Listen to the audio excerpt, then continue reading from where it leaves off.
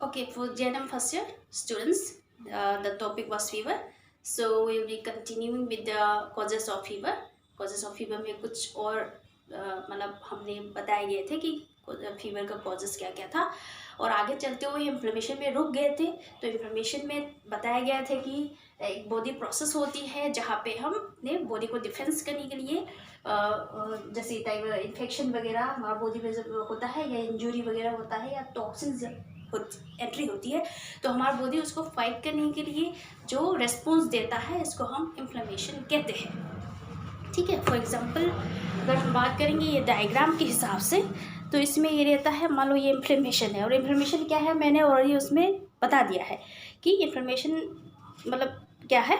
तो कोई भी इंजरी हो हमारा बॉडी में, किसी भी तरीके का इंजरी हुआ, या ये एग्जांपल दे रहा है इंजरी को लेके, तो इन्फेक्शन भी हो सकता है या टॉक्सिन्स भी एंट्री हो सकता है। तो एग्जांपल उन्होंने दिया है इंजरी को लेके, तो इंजरी हो गया, कोई भी चीज़ हमारा बॉडी में एंट्री हुआ है। ठीक है, कोई भी हार्मफुल थिंग्स जो हमारे खतरा हो सकता है, हार्मफुल हो सकता है अपने बॉडी को लेके, तो इसकी वजह से क्या होता है धीरे धीरे मतलब ये प्रोसेस, जब बॉडी प्रोसेस मतलब इधर में हमने ऑलरेडी लिखा था कि एक बॉडी प्रोसेस होता है, इसमें थोड़ा सा ये प्रोसेसिंग होती है। इसमें क्या प्रोसेस होता है कि कोई भी फॉरेन पार्टिकल्स हमारे बॉडी में जब एंट्री होता है, ठीक है, इंजरी की वजह से या टॉक्सिन्स की वजह से या इन्फेक्शन की वजह से, तो हमारा जो सेल्स जो होती है वही एरिया का सेल जो इंज्योर हो चुके हैं, जो घाव बन गई है, वही एरिया का सेल को क्या होगा, वो स्वेलिंग हो जाएगी, सूजन हो जाएगी। स्वेलिंग का मतलब है सूजन होना, सेल जो है वो सूजन हो जाएगी।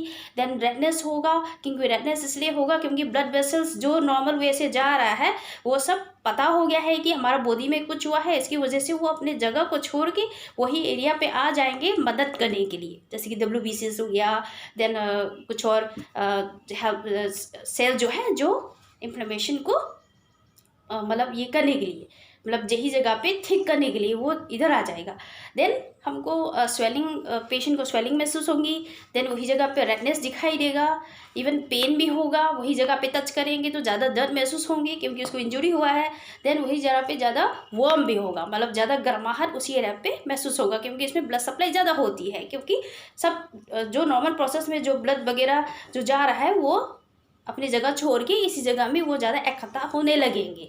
तो इसकी वजह से यही एरिया पे इन्फ्लेमेशन होता है, और सर्टेन केमिकल्स भी प्रोड्यूस होने लगता है जब इन्फ्लेमेशन होता है। तो ठीक है, तो ये सब की वजह से मतलब अपना बॉडी में इन्फ्लेमेशन होता है। और ये एक थोड़ा सा जानकारी है कि अंदर में क्या होता है। जब इन्फ्लेमेशन होता है तो हमारा बॉडी क्या होती है और उसका हमको क्या क्या देखने को या तो क्या क्या हम महसूस होने लगता है।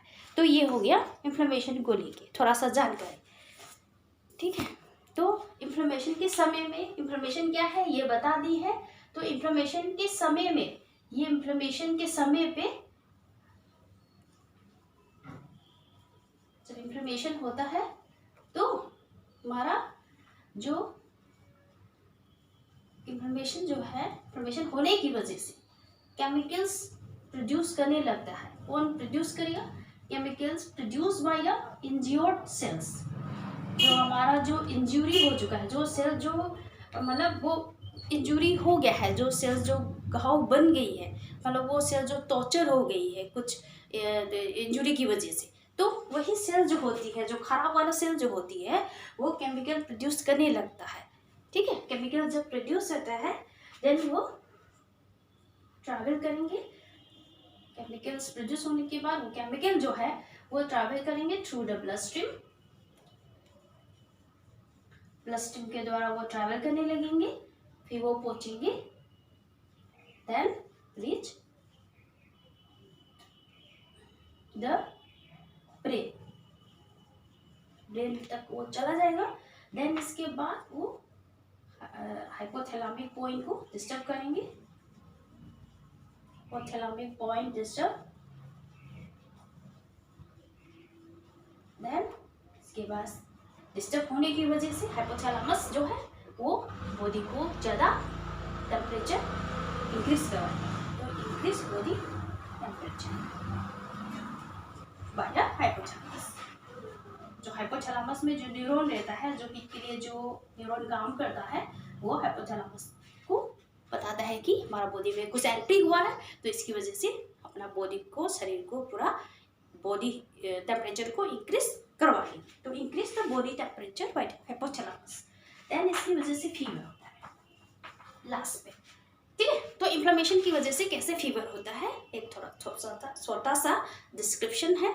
ठीक है, तो inflammation is the body process, ठीक है, is the body process to fight infection, injury और द टॉक्सिन्स। टॉक्सिन्स मतलब होता है पॉइजनस सब्सटेंस जब बॉडी में एंट्री होता है तो उसको फाइट करने के लिए, या तो इंजुरी होता है तो भी फाइट करने के लिए, इन्फेक्शन आता है, इन्फेक्शन हो गया है शरीर को, बॉडी को, तो भी फाइट करने के लिए जो एक बॉडी के अंदर जो प्रोसेस चलती है, अपने बॉडी के अंदर जो प्रोसेस चलती है, इसको हम इन्फ्लेमेशन कहते हैं। तो इन्फ्लेमेशन कैसे होता है, एग्जाम्पल मैंने बता दिया था और डायग्राम के द्वारा कि जब इंजुरी होता है फॉर एग्जाम्पल, तो इसमें जो क्या होगा, जो जहाँ पे जो इंजुरी हुआ है, जहाँ पे जो घाव बनी है, उसी एरिया पे वो सेल जो है वो इंजोर हो जाएंगे, कमज़ोर हो जाएंगे। उसकी वजह से क्या होगा, अपना बॉडी में जो भी चीज़ें रहते हैं ठीक करने के लिए, हेल्प करने के लिए, तो वो सब उसी एरिया में आ जाएंगे। ठीक है, ब्लड वेसल्स आ जाएंगे, WBCs वगैरह आ जाएंगे, वो सब एरिया में। ठीक है, और ब्लड फ्लो जो होती है वो भी ज़्यादा हो जाएगा उसी एरिया पे। इसी की वजह से हम ज़्यादा रेडनेस वगैरह देखने को मिलेंगे, और जब छुएंगे उसी एरिया पे तो ज़्यादा दर्द महसूस होगा। ठीक है, ज़्यादा वार्म महसूस होंगे, ज़्यादा गर्माहट महसूस होगा उसी एरिया पे। तो इसकी वजह से हमको पता होता है कि बॉडी में इन्फ्लेमेशन हुआ है। तो इन्फ्लेमेशन कैसे होता है, इन्फ्लेमेशन होता है कब, जब ये इंज्योर सेल जो इंजुरी हो गई है, जो घाव हुआ है, जो सेल जो है उसकी तरफ से वो कुछ केमिकल्स प्रोड्यूस करेंगे। तो वो केमिकल जो होते हैं ब्लड स्ट्रीम के द्वारा वो ब्रेन के ट्रैवल करेंगे। जब ब्रेन पे ट्रैवल होता है, ब्रेन तक जब पहुंचती है, तो क्या होगा, जो हाइपोथैलेमिक पॉइंट जो है, जहाँ पे वो हीट बैलेंस करने के लिए रहता है, तो वो डिस्टर्ब हो जाएगा। वो डिस्टर्ब हो गया, इंटरफेयर हो गया। तो डिस्टर्ब होने की वजह से वो हाइपोथैलेमस जो है वो अपना मतलब रोल निभाएंगे, बॉडी को और इंक्रीज, बॉडी टेम्परेचर को और बढ़ाएंगे, इंक्रीज करवाएंगे। तो इसकी वजह से फीवर होता है। तो ये एक छोटा सा डिस्क्रिप्शन है, जो थोड़ा सा मतलब एक्सप्लेनेशन है, जो इन्फ्लेमेशन की वजह से कैसे फीवर होता है। ठीक है, तो इसमें एक एग्जांपल अगर हम लेंगे तो रूमेटॉइड आर्थराइटिस करके एक बीमारी रहता है। तो इन्फ्लेमेशन जो है वो तो हमने एक्सप्लेन कर दी है। तो इन्फ्लेमेशन के अंदर में हम एग्जांपल लेंगे तो एक डिजीज रहता है, एक बीमारी रहता है, इसका नाम है रूमेटॉइड आर्थराइटिस। तो ये क्या है, तो ये एक बीमारी है। ठीक है, एक डिजीज है रूमेटॉइड आर्थराइटिस। आर्थराइटिस का नाम तो आप लोग सुना भी होगा कि जॉइंट पेन होता है, जहाँ पे जॉइंट बनती है अपने बॉडी पे, तो इसमें पेन होता है, तो इसको हम आर्थराइटिस कहते हैं। ठीक, लेकिन हम रूमेटॉइड आर्थराइटिस क्यों कहते हैं, तो रूमेटॉइड आर्थराइटिस जो होती है ये एक ऑटो इम्यून डिजीज होती है। ये एक ऑटो इम्यून डिजीज है। डिजीज तो है, बीमारी तो है, लेकिन ये ऑटो इम्यून टाइप का है। Auto immune type of disease है and cause inflammation and pain and joint pain. Auto immune होने के साथ साथ वो अपना जॉइंट पेन भी मतलब करवाएंगे और इन्फ्लेमेशन भी करा देंगे। तो ऑटो इम्यून डिजीज, इसमें एक वर्ड पर थोड़ा सा मतलब ये होता है। तो क्या है कि ऑटो इम्यून को लेके, तो ऑटो इम्यून मतलब क्या है, ऑटो मतलब क्या है खुद, इम्यून मतलब क्या है, इम्यून सिस्टम, अपना बॉडी की जो रक्षा करने के लिए जो एरिया मतलब सिस्टम जो रहता है, इसको हम इम्यून सिस्टम कहते हैं। तो ऑटो इम्यून का मतलब क्या है, ऑटो इम्यून का मतलब होता है कि अपना सेल जो है, अपना सेल मतलब अपना डिफेंस के लिए जो रहने वाला जो सेल जो होती है, जो डिफेंस के लिए रहता है, अपने बॉडी को सुरक्षा करने के लिए जो सेल्स रहते हैं, फॉर एग्जांपल WBCs वगैरह, तो वो अपना खुद के सेल्स को मारने लगता है, क्योंकि वो आइडेंटिफाई नहीं कर पाता है कि ये अपना सेल्स है या दूसरा बाहर से आए हुए बाहर से आने वाला कुछ और फॉरेन पार्टिकल्स है या फॉरेन सेल्स है, ये पता नहीं चलता है। तो ऑटो इम्यून मतलब खुद अपना सेल ही, और अपना सेल्स जो होती है वो खुद अपना सेल्स को ही मारने लगता है, इसको हम ऑटो इम्यून डिजीज कहते हैं। तो इस टाइप का प्रॉब्लम होती है रूमेटॉइड आर्थराइटिस में, और उसके साथ साथ वो जॉइंट पेन करवाएंगे और इन्फ्लेमेशन भी करवाएंगे। और प्रोसेस तो वैसे भी सेम होता है, जैसे मैंने बताया था कि इसकी वजह से फीवर कैसे होता है, लेकिन बस मैंने एक इन्फ्लेमेशन का एग्जाम्पल दिया है। इन्फ्लेमेशन की वजह से मतलब इन्फ्लेमेशन का एग्जाम्पल क्या है, तो ये है इन्फ्लेमेशन के एग्जाम्पल, रूमेटॉइड आर्थराइटिस।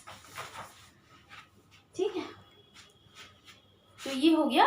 ठीक है, तो ये इन्फ्लेमेशन की वजह से फीवर कैसे होता है, और इन्फ्लेमेशन के एग्जाम्पल डिजीज ये है रूमेटॉइड आर्थराइटिस, और है और एग्जाम्पल्स भी है, और कोई और अदर डिजीज भी है। इन्फेक्शंस अगर कुछ भी अगर बॉडी में हो गया किसी भी ऑर्गेन को लेके, तो वो भी फीवर मतलब ये करवाती है। ऐसा नहीं कि फीवर एक ही डिजीज से होता है, लेकिन फॉर एग्जांपल इन्फ्लेमेशन से रिलेटेड एग्जांपल देना है तो हमने एक एग्जांपल दिया है रूमेटॉइड आर्थराइटिस को लेके, और इसकी वजह से फीवर कैसे होता है वही जानकारी हम आप लोग को देना चाहते थे। तो ठीक है, आज के लिए उतना तक हम रिवाइज करते हैं, तो नेक्स्ट क्लास में हम देखते हैं।